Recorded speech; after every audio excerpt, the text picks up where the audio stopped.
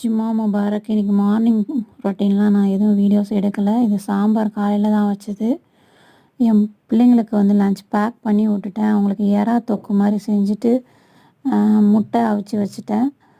இது வந்து இப்போ சாதம் போட்டிருக்கேன். ஏன்னா கம்மியாக தான் சாதம் போட்டேன் இன்றைக்கின்னு பார்த்து. ஏன்னா இருக்கிற சாப்பாடை நம்ம சாப்பிட்லான்ட்டு. இது வந்து சுண்டலானோம் ரொட்டிக்காக செஞ்சது. இது வந்து எறா வந்து சம்பா மாதிரி செஞ்சுருந்தேன்.